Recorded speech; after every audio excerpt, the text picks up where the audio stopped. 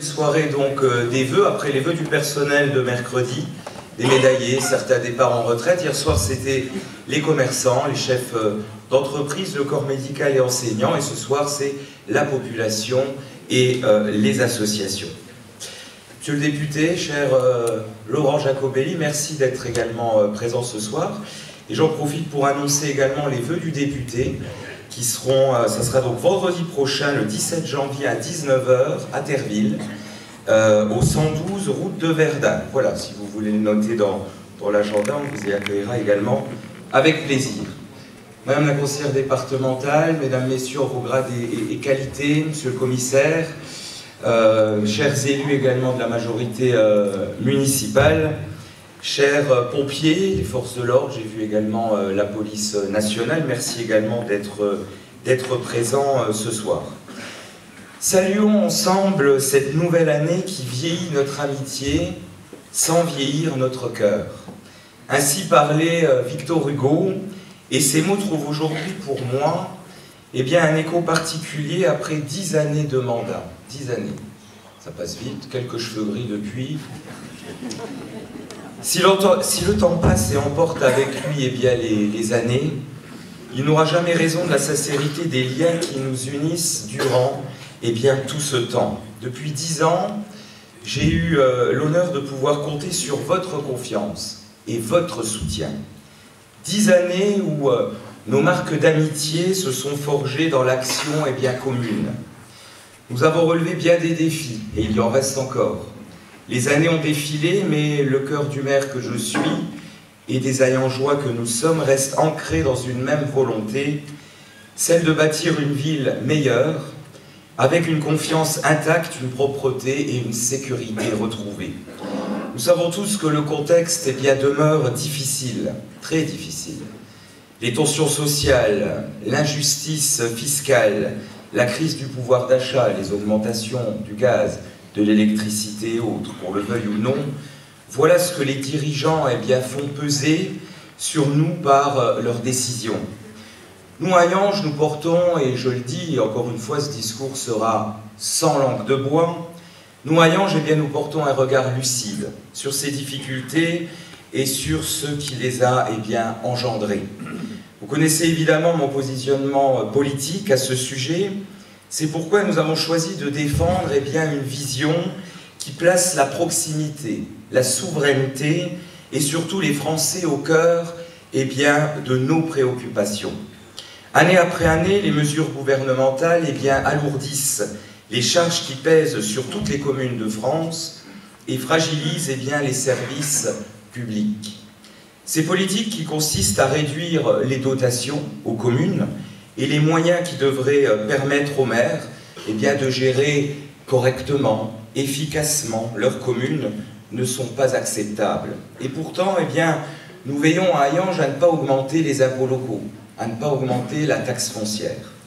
Nous savons que les commerçants, les artisans, les familles, les retraités sont déjà soumis à d'importantes contraintes financières. Nous ne voulons pas ajouter une pression fiscale locale à la pression fiscale nationale. Et nous avons fait le choix de gérer nos finances en bon père de famille, comme il est d'usage de le dire, avec responsabilité et discernement. Mais tout le monde ne joue pas le jeu, non. On pourrait longuement évoquer la gestion calamiteuse des gouvernements successifs, de droite comme de gauche, depuis plusieurs décennies, mais non loin d'ici, ce n'est pas beaucoup mieux, hélas. Je déplore notamment la décision de la communauté d'agglomération du Val-de-Fensch qui a augmenté de façon spectaculaire sa part d'impôts locaux cette année. Plus 143% de taxes foncières intercommunales. 143%. Un alourdissement supplémentaire d'autant plus préjudiciable dans un contexte socio-économique déjà très compliqué.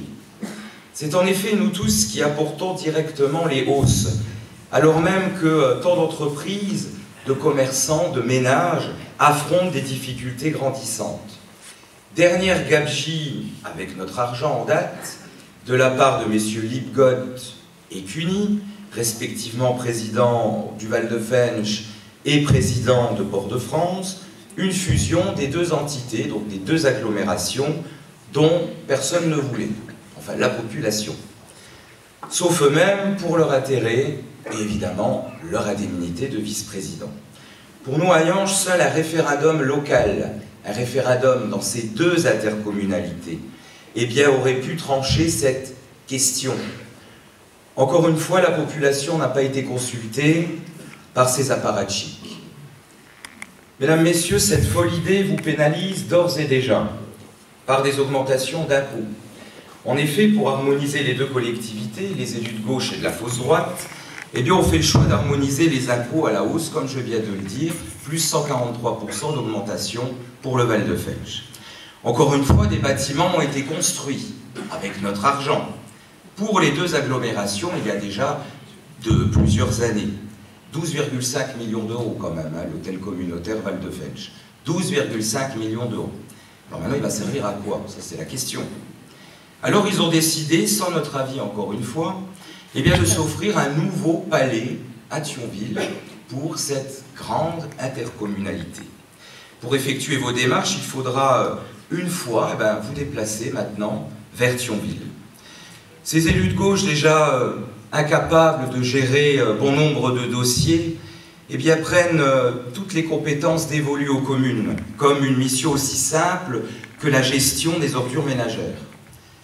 Et quel désastre au centre-ville! Ils sont incapables de maintenir le centre-ville de Hayange propre. J'ai dû faire appel aux ateliers municipaux pour ramasser ce qu'ils n'ont pas su gérer pendant plusieurs années. Après 7 ans de mandature, ils viennent enfin de faire le tour du centre-ville avec des agents, faire du porte-à-porte, pour expliquer convenablement aux habitants, puisque c'est leur compétence, c'est le Val-de-Felge qui encaisse l'attaque des ordures ménagères, pour expliquer convenablement aux habitants qu'il est désormais nécessaire d'utiliser uniquement des sacs rouges. Une gestion inefficace et un retard considérable. Et puis, revenons-en un petit peu pour cette fusion. Pourquoi on n'a pas demandé l'avis de la population? Eh bien, simplement parce qu'ils le savaient très bien, la réponse aurait été non. Les gens n'auraient pas voulu de cette fusion. Et puis, lorsque je discute en off avec certains élus d'autres communes, on m'explique qu'on n'avait pas le choix. Si on avait voté contre cette fusion, eh bien, on n'aurait pas eu de vice-présidence et c'est embêtant pour nous. Voilà. Malheureusement, on en est là. Algrange a voté contre la fusion, pourtant les communistes sur Rassemblement National, mais il a eu un certain courage, je le dis. Et puis les élus également de la majorité municipale de 9 chefs. Mais ce n'est pas tout. On va continuer, maintenant on va parler du SMITU, le syndicat des transports des bus, le SMITU. Illustre également, alors il a changé de nom depuis, maintenant c'est TEMO, Territoire Mobilité Moselle-Nord. Le SMITU illustre également une gestion désastreuse, et on va y venir, avec des preuves. Un réseau vieillissant, des infrastructures inadaptées, des investissements incohérents et pourtant une dette abyssale que les contribuables vont devoir rembourser. Alors une question légitime se pose. Où est passé l'argent du SMITU?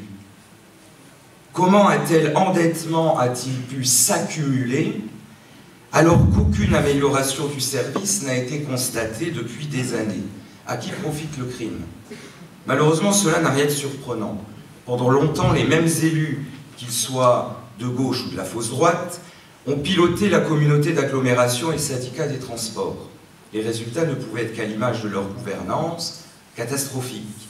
Et aujourd'hui, non seulement les deux agglomérations augmentent les impôts locaux, mais le syndicat des transports du SMITU réclame à toutes les villes, et à Hayange, une hausse de sa contribution à son budget, tout en refusant de nous transmettre ses comptes pour la justifier.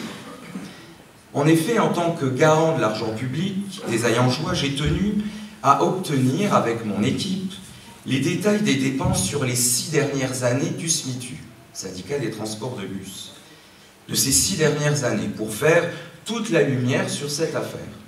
Peut-être qu'on s'est peut-être trompé, mais je voulais avoir des preuves. En effet, des choses improbables sont arrivées à mes oreilles. Des bus auraient été achetés, puis revendus dans les Vosges, tandis que d'autres auraient tout simplement disparu des entrepôts. De plus, des ponts ont été construits sur la Moselle à Thionville, pour un montant, mesdames, messieurs, écoutez bien, pour un montant de 70 millions d'euros. 70 millions d'euros pour ces ponts afin de relier le centre-ville de Thionville à la rive droite. La rive droite, c'est la rive droite où il y a la gare de Thionville. Or, dans le même temps, et là on analyse un peu plus, des promoteurs immobiliers construisaient des buildings sur des terrains bradés par la ville, en face, dans ce secteur, dans des conditions assez troublantes qui ne peuvent que soulever des interrogations.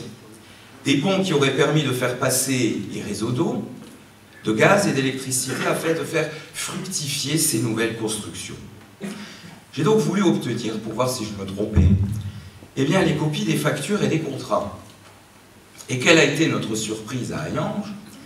D'apprendre, au lendemain de cette demande officielle par lettre recommandée, que les bureaux du SMITU avaient été mystérieusement cambriolés.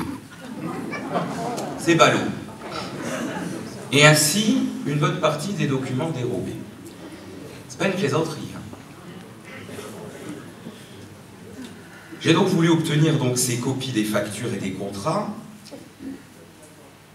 Mais si on se fait cambrioler, on dépose plainte. Et il n'y a pas de... Du coup, il y a un cambriolage et il n'y a pas donc de plainte. Et je me demande bien pourquoi. J'ai donc saisi le tribunal administratif de Strasbourg afin d'obtenir des éléments non transmis. Et vous pouvez compter sur mon équipe et moi-même pour faire la lumière sur toute cette affaire. Quand on n'a rien à cacher, on envoie les documents. Quand on a quelque chose à cacher, on n'en voit rien, mais je pense que le tribunal nous donnera raison et on va rétablir les vérités. Parce que je trouve ça inacceptable de dépenser 70 millions d'euros pour construire des ponts, alors que le réseau de bus se porte très mal. Voilà, ça c'est une réalité, mesdames, messieurs. Si, à Hayange, nous refusons que nos habitants payent les frais d'une gouvernance hasardeuse, d'un manque de cohérence dans les projets, voire pire encore, de possibles, peut-être, détournements. N'oubliez jamais une chose, mesdames, messieurs, la dette publique, où le montant exorbitant des impôts et des charges ne viennent pas de nulle part, il ne découle pas d'une décision imminente ou inévitable, c'est le résultat des gestions et de décisions politiques et humaines qui sont souvent catastrophiques, qui nous ont plongés dans cette situation intolérable, on le voit bien aussi au niveau national. Il faudra bien en tirer les conséquences un jour et lever le voile sur toutes ces affaires. Pour rester sur le volet intercommunal, je veux aussi revenir sur les polémiques alimentées par la directrice du Gueulard Plus, Anne Milvange. Madame Cutita, donc elle est directrice de cette salle de musique qui a été payée par l'intercommunalité, donc par nos impôts, les impôts de tous les habitants de la vallée de la Fensch. Donc Madame Cutita se croit légitime sur France Culture, puisqu'elle a été invitée sur une émission de radio à France Culture, elle se permet de critiquer la programmation culturelle de notre ville, de critiquer la fête du cochon, de critiquer notre parti politique, mais elle ferait mieux d'y venir à cette fête du cochon. Pour prendre exemple, car je crois que nous n'avons aucune leçon à recevoir de cette personne lorsque nous rassemblons plus de 13 000 personnes lors de cet événement chaque année, sans la moindre subvention. On arrive le financer directement. La salle de concert dont elle a la gestion ne survit que grâce à de larges subventions publiques. Et on va y revenir aussi, à cette gabegie de dépenses avec notre argent. Qu'elle est obligée donc de quérir auprès de toutes les collectivités possibles 1 million d'euros de subventions publiques. Elle n'est pas belle la vie. 1 million de subventions publiques, dont 400 000 euros en provenance de la communauté d'agglomération du Val de Fensch, et donc de vos impôts. Et ce pour 10 000 spectateurs l'année. Je déplore vraiment ces attaques directes contre notre municipalité. On a été démocratiquement élus. La maire de Milvange a été démocratiquement élue. Le maire de Algrange également. Elle se doit d'avoir un devoir de réserve. Elle est fonctionnaire, elle se doit d'avoir un devoir de réserve. Dans l'isoloir, elle vote pour qui elle veut. Elle va voter l'extrême gauche, évidemment. Mais elle ne doit pas, et elle ne peut pas, comme ça, se permettre de critiquer des élus. Sans l'argent du contribuable, eh bien, et celui des Hayangeois au passage, ces habitants de Hayange qu'elle déteste tant, eh bien, sa salle de spectacle fermerait directement ses portes. Car la programmation qu'elle y diffuse est souvent une programmation politique et idéologique qui ne rencontre pas un réel succès populaire et serait incapable de survivre eh bien, grâce aux seules entrées payantes. Que Madame Cutita vienne à Hayange avant de critiquer, qu'elle participe à cette fête du cochon qu'elle critique tant, elle verrait ce qu'est un véritable succès populaire. Elle verrait que nous n'avons besoin d'aucune subvention pour attirer des milliers de personnes chaque année en une seule journée et que nous en attirons toujours plus d'une année eh bien, à l'autre. Car nous ne faisons pas comme cette dame, nous ne proposons pas de spectacle sectaire et politisé. Bien au contraire, nous accueillons le plus grand nombre pour une journée conviviale et festive qui est toujours un grand succès. Et peu importe l'étiquette politique des gens, la fête du cochon, elle est ouverte à tout le monde. La fête du mouton à Machepy, elle est ouverte à tout le monde. Mais ça, malheureusement, Madame Cutita ne semble pas le comprendre, car la culture populaire est un gros mot aux yeux d'une militante d'extrême gauche. Car elle, qui ne voit la culture que comme une méthode d'embrigadement et de propagande politique avec l'argent du contribuable, eh bien, si la création artistique doit être soutenue, j'en conviens, il me semble également essentiel de s'interroger sur la bonne utilisation des deniers publics et sur la responsabilité de ceux qui bénéficient de ces aides financières. Il ne me paraît pas acceptable que l'on se serve de l'argent pour promouvoir une vision politique partisane et attaquer publiquement les élus qui ne partagent pas ces idées. À Hayange, eh bien, nous sommes fiers, mesdames, messieurs, de proposer tout au long de l'année un nombre considérable d'événements culturels gratuits qui permettent à chacun de se divertir, de casser la solitude, de se cultiver et de se rencontrer. Outre la fête du cochon que je viens d'évoquer, il y a les concerts de notre philharmonie. Et je tiens évidemment à féliciter nos musiciens, j'y reviendrai après. La fête de la musique, les feux de la Saint-Jean, malheureusement été annulés l'année dernière à cause du temps.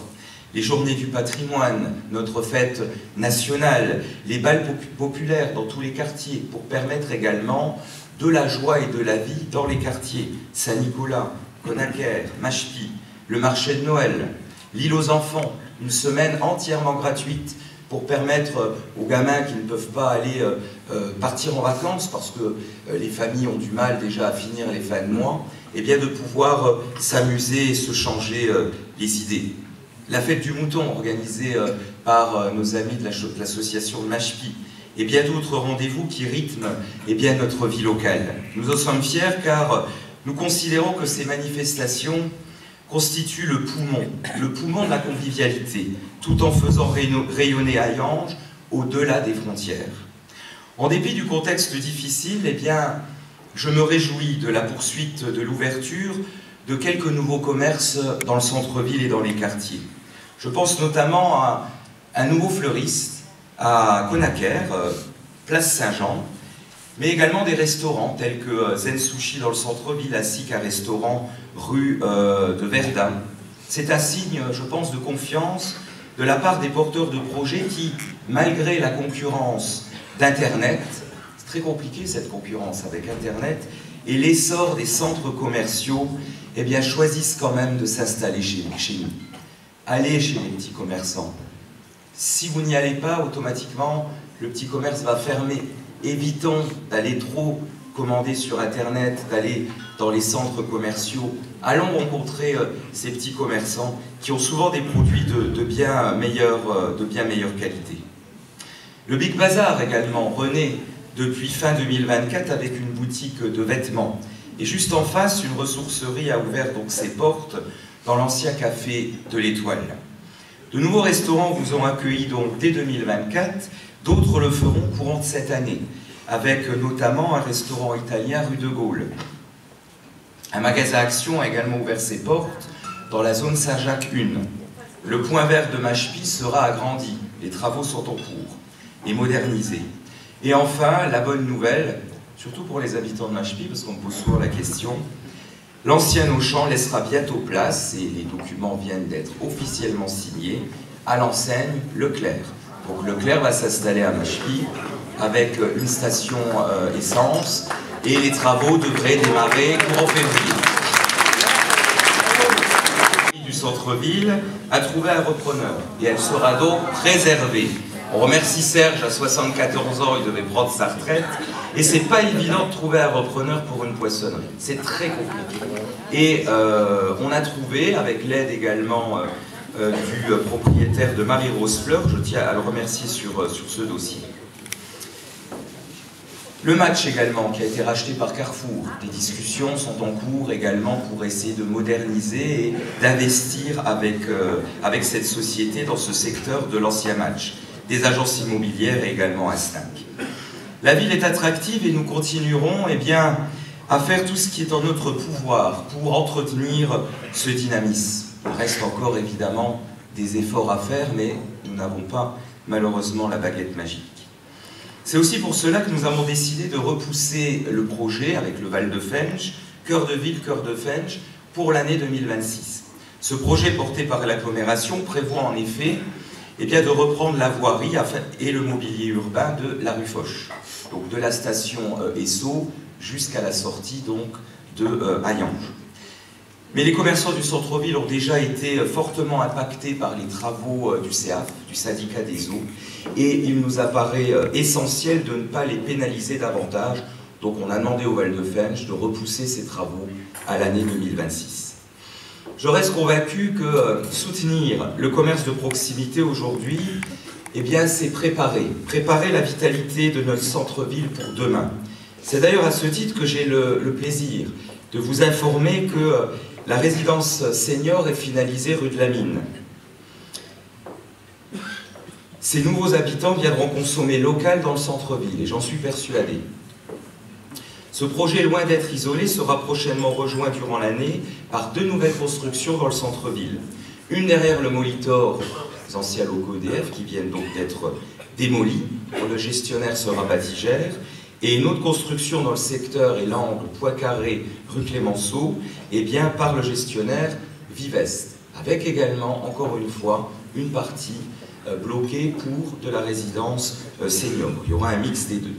Donc de nouveaux habitants sont donc prochainement attendus dans notre ville, participant au dynamisme de cette dernière. Notre ville gagne d'ailleurs chaque année des nouveaux habitants. C'est dans cette perspective de vitalité que nous avons élaboré notre budget 2024, un budget maîtrisé, bien géré me semble-t-il au vu de sa réalisation. Nous veillons à maîtriser nos dépenses tout en maintenant un niveau d'investissement élevé et ciblé. Plusieurs travaux ont été accomplis en 2024, la réfection de certaines voiries, l'embellissement des quartiers et surtout la réfection complète de la salle Molitor, maintenant fonctionnelle et prête à accueillir les manifestations associatives et culturelles. Notre budget 2025 sera dans la même lignée et marquera le lancement du chantier du nouveau bâtiment périscolaire à Machepy. Un projet indispensable pour répondre aux besoins de nos enfants dans les meilleures conditions possibles.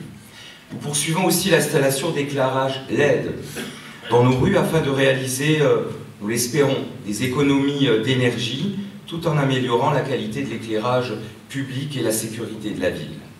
En parallèle, nous allons également agrandir les structures périscolaires au Conaquer, donc à la Maison pour tous Boris Vian, mais également agrandir la salle Masini, car de plus en plus de familles ont besoin de ces services et il nous appartient de leur fournir. Nous prévoyons également des travaux dans l'école élémentaire Jean de La Fontaine, un nouvel espace de restauration dès 2025 pour accueillir également nos nombreux élèves dans des conditions de confort et de sécurité optimales en partenariat avec la CSH qui s'occupe du périscolaire. Les investissements et ces modernisations manifestent donc notre volonté de faire de l'éducation l'une de nos priorités, l'éducation de nos enfants. La santé également des habitants constitue un autre volet capital de notre action. Dès avril 2025, la maison de santé rue de la Marne, sur le site de l'ancien Pôle emploi, ouvrira donc ses portes. Elle accueillera divers professionnels de santé et permettra à chacun, je l'espère, de bénéficier d'un accès facilité à des soins de proximité. Des ophtalmos au rez-de-chaussée, des médecins qui déménagent, qui sont déjà sur Hayange, mais nous avons lancé une dynamique et nous sommes en discussion avec un autre médecin généraliste qui serait également intéressé de s'y installer. Des kinés et des orthophonistes, avec évidemment un accès PMR et des places de stationnement à l'arrière donc de ce bâtiment. Dans un pays où nombre de déserts médicaux se créent, eh bien, nous en sommes plutôt fiers pour notre commune de se doter d'un tel service pour les habitants. Nous avons également amélioré nos moyens de communication avec l'installation d'un nouveau panneau LED au centre-ville pour diffuser efficacement les informations municipales auprès des habitants, le lancement également d'un nouveau site internet plus interactif et moderne, ainsi qu'une reprise de l'apparition plus fréquente de notre magazine municipal pour que vous soyez au plus près de l'actualité de notre ville. Malgré tout cela, il est parfois cocasse d'entendre les critiques de nos opposants. Alors, c'est bien entendu leur rôle, et le principe démocratique, j'en conviens. Mais je dois dire qu'elles sont souvent et malheureusement trop faciles, et sont fondement agrémentées de cette illusion d'un argent magique, dont on disposerait à volonté pour financer toutes les initiatives inimaginables. La gratuité pour tout le monde. C'est l'argent magique de la ville, mais c'est aussi l'argent magique des contribuables, puisque nos opposants préconisent d'augmenter nos impôts pratiquement lors de chaque conseil municipal. Nous savons que chaque euro d'argent public doit être soigneusement géré. Voilà pourquoi nous continuerons de faire des arbitrages responsables, au plus près des attentes de la population, dans la limite de nos finances et pour préserver aussi celles des habitants. On contraste avec ces détracteurs qui critiquent et proposent des solutions déraisonnables. Je veux en profiter pour remercier du fond du cœur ceux qui agissent véritablement pour notre commune au quotidien. Je parle bien sûr de tous les bénévoles qui sont nombreux ce soir. Les bénévoles qui donnent de leur temps aux associations de la ville, que ce soit dans le domaine du sport, de la culture, de l'aide sociale ou de l'éducation. Beaucoup d'entre elles favorisent le lien social, notamment des associations. Alors je vais pouvoir citer toutes les associations, mais le lien social pour les anciens, la CLAF, avec Yvonne Jebielowski, les retraités du Conaquer, avec Guy Zimmermann, les Alsaciens lorrains, avec Huguette Frey, la CLI et d'autres également associations. Ils organisent des repas tout au long de l'année, à la salle Molitor, mais également à la salle Masigny au Conaquer. C'est grâce à eux, oui, c'est grâce à vous, les bénévoles et aux associations, que notre ville est si dynamique à longueur d'année. D'ailleurs, c'est pour ces raisons que, encore une fois, pour cette nouvelle année, nous avons fait le choix de ne pas baisser les subventions aux associations. Encore cette année, nous faisons le choix de les maintenir. Je souhaite également remercier les clubs sportifs qui vont fêter des dates importantes d'ici quelques temps. Je pense notamment à l'USTH qui va prochainement fêter ses 100 ans, un siècle. Le Tennis Club de Hayange également, 90 ans. Des clubs de foot, 80 ans, club de foot de Machepy et le FCH. Tous ces clubs font rayonner notre ville, avec même parfois des distinctions comme le tir à l'arc, qui a obtenu un label d'or au niveau national, ainsi que le badminton, qui a obtenu un label première étoile. Ces clubs permettent de faire émerger des athlètes qui jouent à un niveau national, voire certains même à un niveau international. J'ai une pensée également émue pour les associations patriotiques et le Souvenir français et son président Christian Ruher. Pour son engagement, merci au porte-drapeau, merci à l'association Fench Militaria.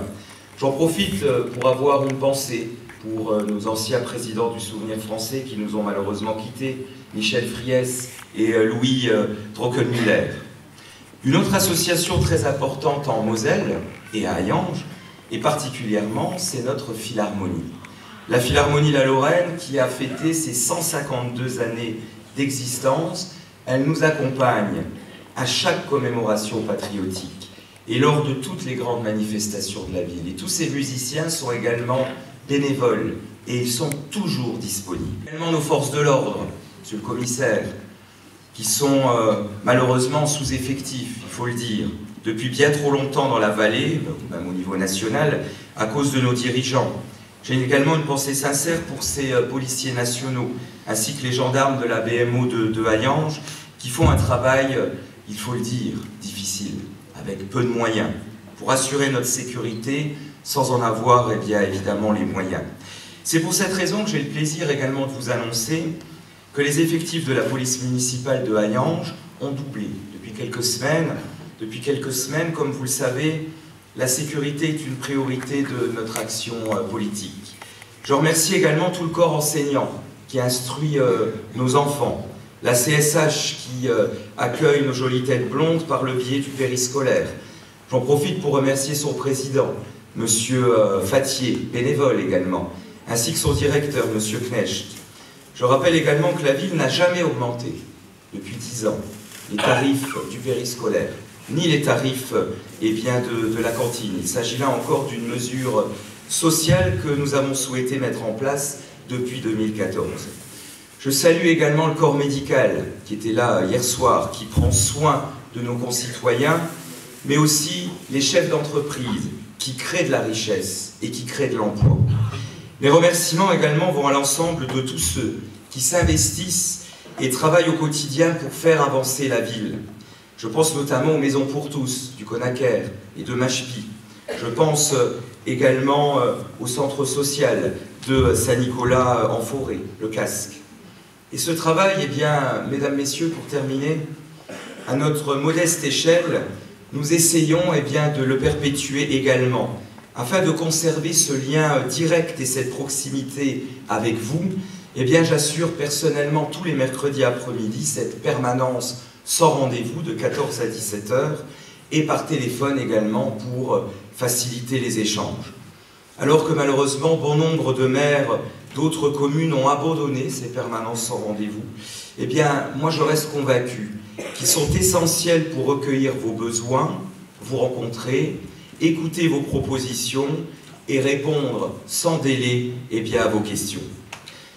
Je profite également de ces vœux pour saluer le bon fonctionnement de notre fourrière animale municipale et le travail exemplaire de tous ceux qui lui permettent d'exister depuis déjà 10 années.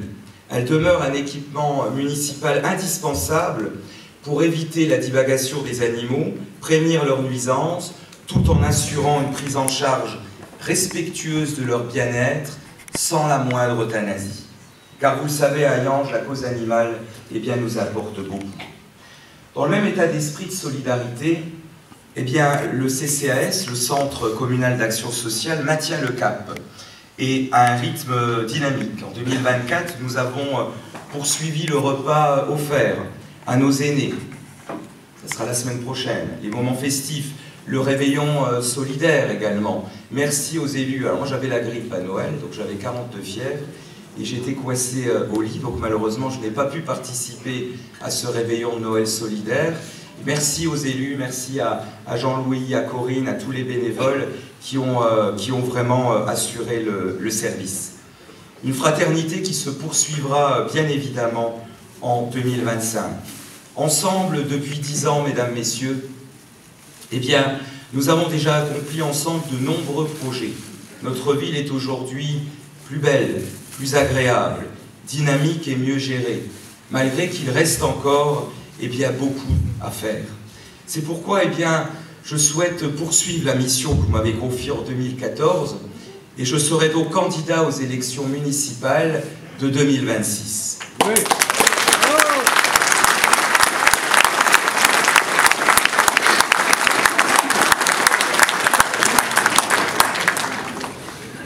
Merci à vous. Fort du bilan que nous avons construit ensemble depuis plus de 10 ans, et des liens d'amitié qui nous unissent, il me tient à cœur de continuer à porter des projets ambitieux pour Hayange, que je vous détaillerai évidemment pendant la campagne électorale, mais parmi ces priorités d'un 3e mandat, rien n'est gagné à l'avance. Moi j'ai toujours été comme ça, Thomas. On saura le soir du premier tour à la fin du dépouillement. Donc parmi ces priorités, de ce 3e mandat, la rénovation de nos équipements sportifs, qui reste essentiel, Hayange, avec ses 4 quartiers, donc tout est multiplié par 4, mérite des infrastructures sportives et associatives de proximité pour offrir à chacun des conditions optimales. Il faudra donc rénover, isoler, dans les nombreuses salles de sport, évidemment, sans oublier le moindre quartier. Mes chers amis, avant de terminer, je vous remercie pour votre confiance et votre écoute. Malgré les critiques, souvent stériles, eh bien, nous avançons avec de la sincérité, malgré qu'il restera et qu'il reste encore eh bien, beaucoup de travail pour notre belle ville de Hayange. Merci à vous, très bonne année 2025, vive Hayange et vive la France. De la tyrannie, l'étendard sanglant élevé, l'étendard sanglant élevé. Entendez-vous dans nos campagnes, ces féroces soldats qui viennent jusque dans nos bras, égorger nos fils et nos compagnes.